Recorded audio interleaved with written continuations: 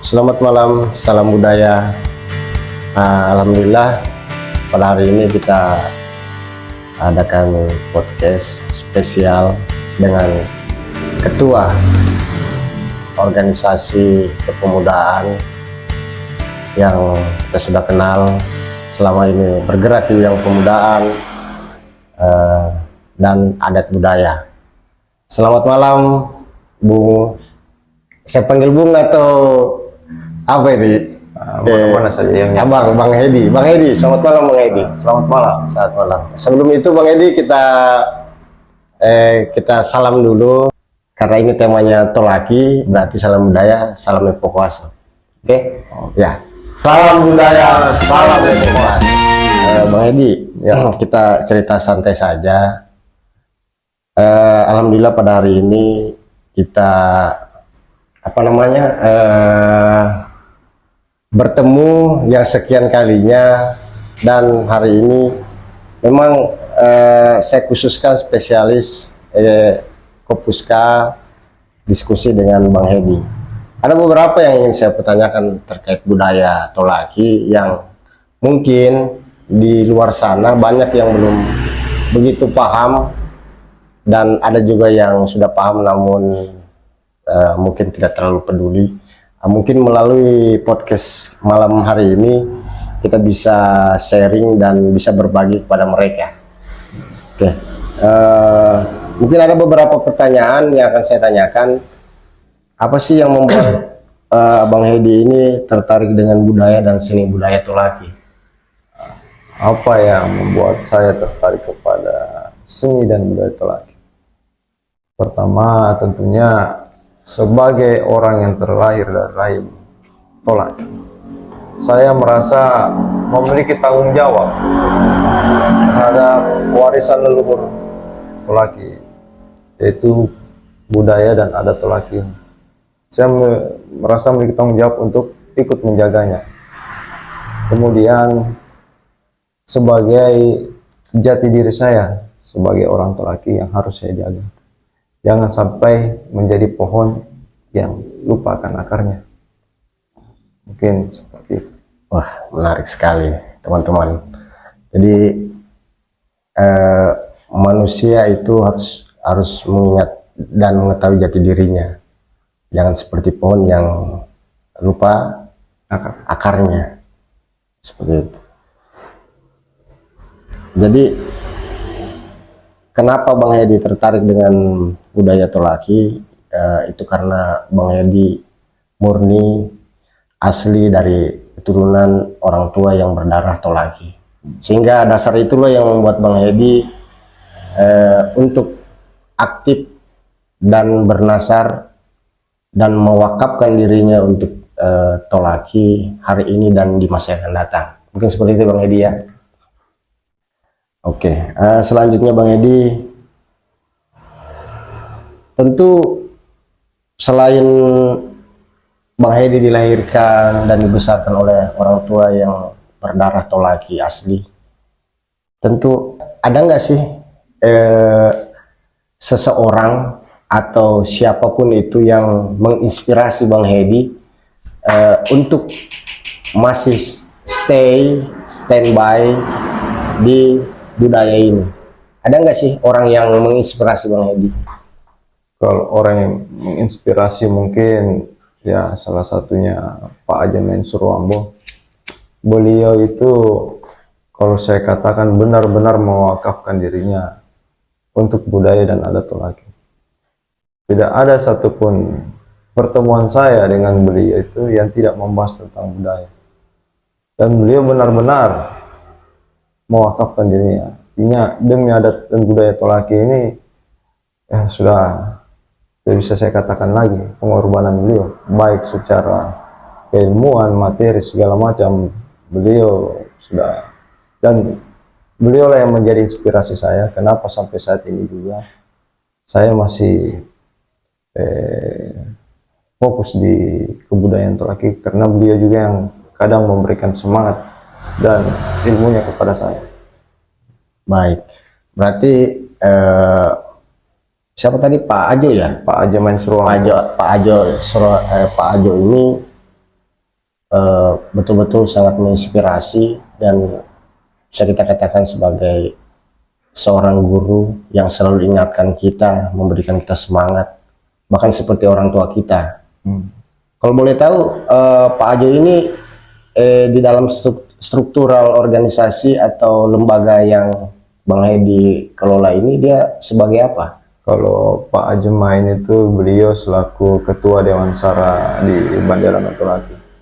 Oh, Dewan Sara? Ya, Dewan Sara itu ya yang memberikan pembinaan, yang memberikan masukan, dan mengawasi pergerakan daripada organisasi, yang mengingatkan apabila sudah melenceng Dari jalur tracknya ya. Oh iya.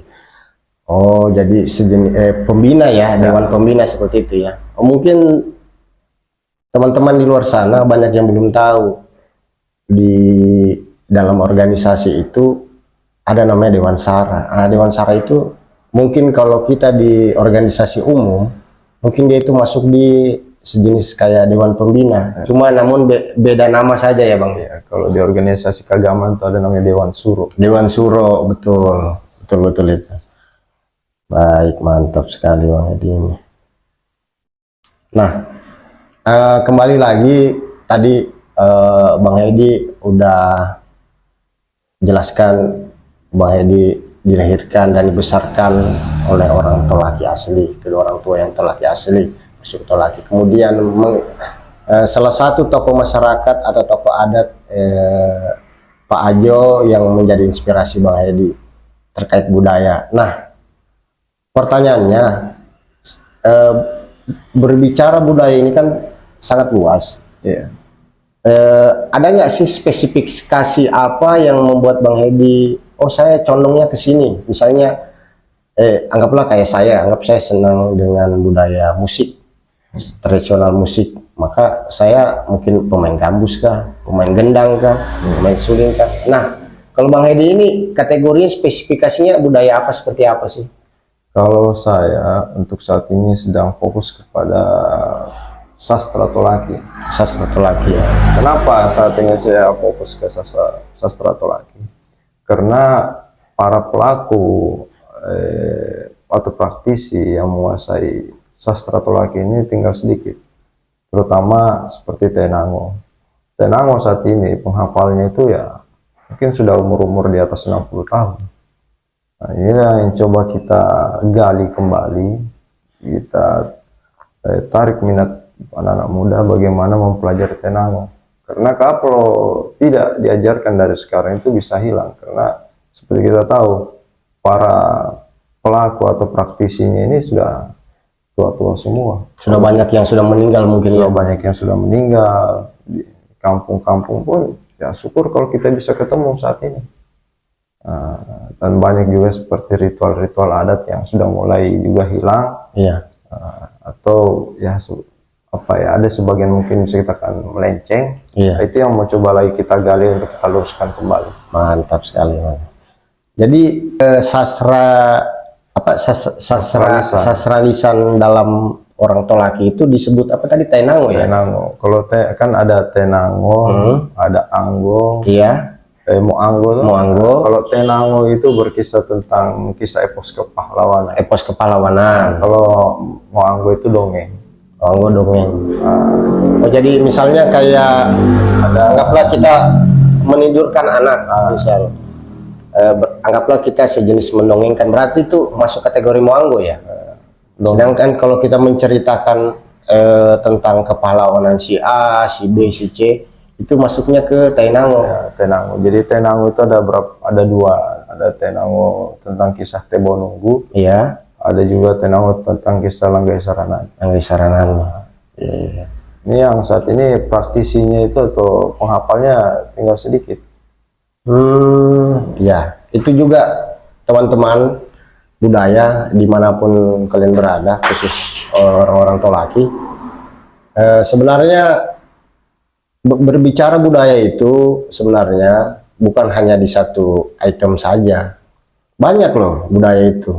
Salah satunya ini yang sedang digiat dilakukan oleh Bang Hedi dan kawan-kawan ya Bang ya. Salah satunya yaitu mengangkat kembali tradisi sastra lisan Tolaki, baik Tainango maupun Moanggo ya. Iya. Moanggo. Ada juga yang namanya Kinoho. Kinoho seperti dan pantun, ya. ya. Jadi memang sebenarnya banyak budaya itu, bukan cuma kita harus menjadi A, si B, si C. Bisa jadi kita senang saja sama tari-tarinya, kita senang sama desainnya, kita senang sama pelaku adatnya, kita senang sama sastra-sastranya, pelukisnya, atau pemahat dan sebagainya. Banyak sebenarnya budaya itu. Sebenarnya jika kita bisa mengetahui dan memahami dan memfokuskan pada satu item saja, jangan belum satu selesai malah pindah ke tempat lain. Mungkin begitu Bang Edi ya. Iya. Mantap sekali. Saya sepakat, saya senang Bang Edi. Di zaman sekarang banyak generasi ini hanya tahu nama itu, tapi tidak tahu, oh ini ternyata ini khusus lari ke sini, difokuskan untuk ini dan untuk ini. Banyak yang belum tahu dan belum bisa membedakan. Ya mudah-mudahan teman-teman dengan adanya video ini mudah-mudahan dapat menginspirasi dan menjadikan teman-teman yang bergiat di bidang budaya dapat belajar juga lah seperti apa yang dilakukan oleh abang kita ini Bang Edi. Nah, sekarang selain sastra ini kan sekarang lagi banyak nih fenomena organisasi masyarakat yang bergerak di bidang adat, sejenis kayak penjaga adat lah. Kalau di Kalimantan kita kenal dengan apa namanya itu, misalnya Tariu Borneo, misal Bangkule Rajang. Kalau di Sulawesi Utara kita kenal dengan pasukan Manguni.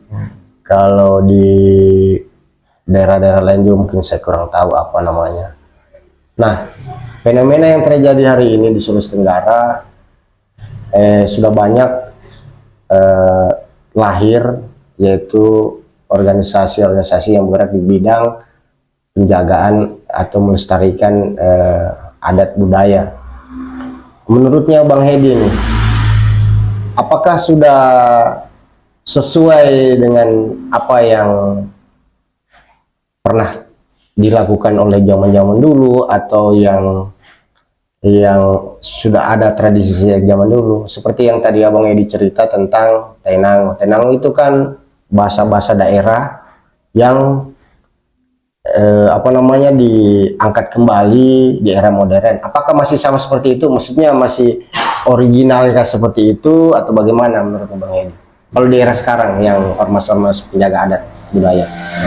Kalau kita berbicara tentang budaya itu kan dinamis, artinya dia berubah, tapi artinya tanpa meninggalkan nilai-nilainya. Contoh saja seperti dulu orang menikah pakai pongasi, sekarang karena masuknya agama diganti air, tapi tidak merubah dari mana makna filosofinya. Seperti itu. Nah, yang kita harus jaga saat ini adalah adanya penambahan-penambahan atau diada-adakan ya budaya itu. Nah, ini yang kita jaga. Jadi kita harus tetap menjaga supaya jangan dia melenceng. Fenomena yang terjadi pada hari ini sebenarnya jujur saja banyak yang kita lihat itu sudah mengada-ngada sebenarnya. Dan itulah tugas kita sebagai organisasi budaya untuk menggali dan mempelajari budaya ini, adat ini, agar bisa kita kembalikan lagi seperti dulu.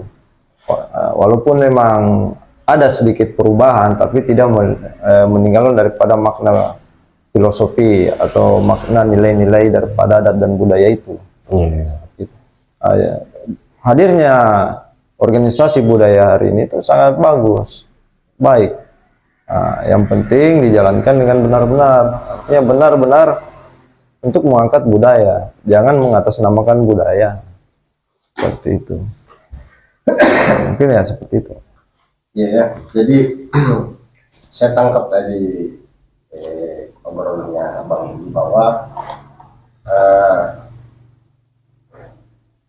mengapresiasi dan bersyukur dengan hadirnya lembaga saat ini, fenomena yang terjadi lahirnya banyak organisasi yang bergerak di bidang budaya, Namun ada juga sebagian yang mungkin paham dan ada juga sebagian yang tidak terlalu paham atau sekedar mungkin ikut-ikutan. Tapi pada intinya kita berharap apa yang diperjuangkan minimal tidak merubah konsep-konsep yang sudah ada sejak dulu. Ya seperti halnya begini, Bang Edi, mungkin saya tambahkan.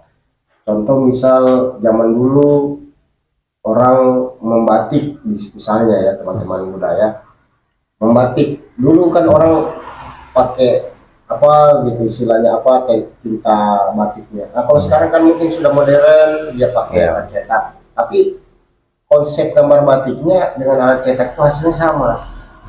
Kayak begitu. Kemudian juga zaman dulu orang menempa itu dikumpul dari batu-batuan sehingga menjadi besi, kemudian pakai alat apa sehingga dia tajam. Nah, sekarang mungkin sudah modern, tetap seperti itu, tapi mungkin sudah digunakan gerinda.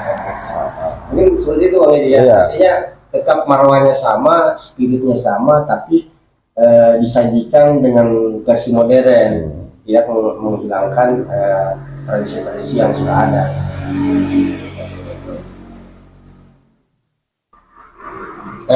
Teman-teman, perlu kita tahu sekarang di era modernisasi ini atau era digitalisasi ini, gampangnya orang membuat media, membuat ini, tapi mereka tidak memikirkan dampak dari hasil buatannya itu. Misal seperti bikin berita tentang kebanggaan salah satu etnis saja misal, tapi lupa bahwa ada etnis lain yang ada juga di sekitar situ, sehingga menimbulkan pro dan kontra. Misal contoh ada yang bikin misalnya Jawanisasi atau Melayunisasi atau paling hebat misalnya Rusia, paling hebat misalnya Cina, tapi mereka lupa bahwa ada juga negara-negara lain. Nah, bagaimana sih upaya kita generasi sekarang atau teman-teman yang bergerak di bidang budaya untuk membendung informasi-informasi berita seperti itu agar kita tidak dapat langsung kita tangkap dan kita langsung jadikan itu bahan pegangan kita tangkap, namun kita jadikan sebagai referensi bahan pegangan kita seakan-akan dia sudah paling benar. Nah, tips apa dari Bang Edi agar kita cerdas dalam memilih budaya, kita cerdas dalam melaksanakan budaya, kita cerdas dan pintar dalam mempertimbangkan setiap hal apa yang kita lakukan terkait budaya. Supaya maksudnya gini loh, jangan apa yang kita baca, kita nonton di media ini tiba-tiba oh sudah benar nih, opsi apa atau masukan apa yang akan diberikan oleh Bang Edi untuk generasi muda atau teman-teman yang bergerak di bidang budaya agar kita tidak gampang termakan hoax dan lain-lain, ataukah kita cuek saja atau bagaimana, atau kita biarkan saja tapi berlanjut terus? Apa kira-kira menurut teman-teman bagusnya gimana gitu loh? Jadi begini Om, di era sekarang ini kemajuan teknologi ini terutama di bidang media itu ya, sangat baik, terutama untuk kita yang bergerak di bidang kebudayaan. Sebenarnya melalui kemajuan media atau digital ini kita bisa menggunakannya untuk promosi budaya. Melalui media-media ini kita bisa memperkenalkan budaya kita. Nah, hanya kadang juga di media itu kan banyak berita-berita hoax atau apa, atau mungkin ada ya segelintiran orang. Artinya dalam menerima berita setidaknya kita harus ada filterisasi. Filter ya. Kita harus memfilter. Ya itulah gunanya kita banyak membaca apa segala macam supaya kita tidak gampang terprovokasi. terutama dengan berita-berita hoax. Seperti kita mendapat berita, oh di sana sedang terjadi bentrok, ada yang bawa nama suku ini, itu jangan kita telan mentah-mentah dulu. Periksa benar atau tidak. Itu dalam Islam itu ada namanya tabayun dulu, toh. Makanya ya, ada kebaikan dari kemajuan teknologi ini yang bisa kita manfaatkan, tapi ada juga dampak buruknya. Ya, jadi ya setidaknya kita pintar untuk menyaring semua berita yang ada. Ya, mungkin seperti itu. Betul itu. Seandainya kita ini selaku, mohon maaf ya teman-teman budaya yang muslim ya, kita ini menggunakan pola-pola berbudaya secara islamisasi, misalnya kita melakukan tabayun, maka insya Allah semua berita-berita yang ada tersebar hari ini itu dapat kita tangkis. Tidak jadi, artinya begini, belum tentu juga salah dan belum tentu juga sepenuhnya benar. Makanya kita adakan tabayun, kita verifikasi betul atau hanya sekedar hoax saja atau bagaimana, sehingga kita yang hidup di era modernisasi ini, yang digitalisasi begitu cepat sekali ini, tidak gampang goyang seperti itu mungkin Bang Edi ya. Iya. Jadi memang teman-teman budaya itu sebenarnya tidak bisa juga dibilang gampang, tidak bisa juga dibilang susah, sedang-sedang lah. Tapi jangan juga kita budaya itu jangan juga kita sepelekan dalam artian begini, kita tidak terlalu peduli dan karena dia bukan teman kami, dia bukan suku kami. Jangan. Kalau kita tahu itu budaya itu salah dan budaya itu tidak sesuai dengan apa yang leluhur atau orang-orang dulu lakukan, mungkin baiknya kita tabayun, kita koordinasi. Betul nggak sih apa yang kita lakukan ini? Sehingga jejak digitalisasi itu tidak akan memberikan informasi yang salah kepada generasi selanjutnya, karena jejak digitalisasi itu selama internet ini masih ada dan selama dunia ini belum kiamat, mungkin masih ada sampai hari nanti. Ini seperti itu. Kemudian ini saya tertarik ini Bang Edi, ada beberapa istilahnya tipe-tipe budaya yang ada di Sulawesi Tenggara. Karena saya ini kita bahas tentang Tolaki, bagusnya itu sarannya seperti apa sih Bang Edi? Kan contoh misal ada silat, di Tolaki ada silat, ada silat. Terus ada mungkin seni mengukir atau membatik atau bikin apa, hiasan apa, ada mungkin ya. Ada mungkin yang seni musiknya tentang gambusnya, tentang gongnya, tawa-tawanya dan lain-lain. Kemudian juga ada juga tentang tari-tariannya, ada juga tentang benda-benda sajamnya dan lain-lain. Nah, ada nggak pesan-pesan Bang Hedi untuk generasi muda agar jangan memilih satu item budaya saja gitu loh? Pesannya Bang Hedi buat teman-teman budaya apa gitu loh? Siapa tahu dia punya bakat di dunia menjahit misalnya, mengukir misalnya, kenapa enggak diangkat lain toh, karena banyak gitu loh. Kira-kira apa pesannya Bang Hedi untuk teman-teman? Jadi begini Om, kalau ini saya cerita ya. Awal mula saya tertarik ke budaya itu dulu, saya tuh awalnya bermula dari silat Tolaki, Kondau. Kondau.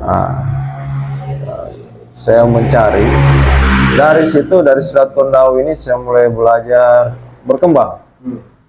Saya telusuri lagi sejarah, terus berkembang ke yang lain, mempelajari pusakanya lagi, sampai saat ini ya memperdalam lagi tentang sastra. Itu semua nanti akan saling berhubungan nanti. Tapi Bang Hedi ini sudah, misalnya gini loh, apakah ada agenda rutinnya Bang Hedi misalnya tiap malam? Apakah Bang Hedi latihan Misalnya latihan sastra, atau Bang Hedi latihan silat, atau latihan apa tiap hari, apa ada nggak waktu-waktu khusus gitu? Kalau waktu-waktu khusus sih untuk saat ini enggak ada Om, karena ada kesibukan lain Pak. Yang penting kalau ada waktu kosong selalu disempatkan untuk melatih itu semua. Berarti boleh dong saya ini kapan-kapan jalan-jalan ke Bang Hedi. Boleh, Latihan gitu. Boleh. Kayak misalnya kita belajar apa sastra sama-sama, Boleh. silat sama-sama, dan lain-lain. Gitu. Mungkin teman-teman budaya itu yang bisa kita podcast untuk per hari ini. Insya Allah di podcast selanjutnya mungkin lebih seru dan lebih menarik lagi. Sekian dari saya. Wabillahi taufiq wal hidayah. Wassalamualaikum warahmatullahi wabarakatuh. Waalaikumsalam. Salam budaya, Salam Epokuaso.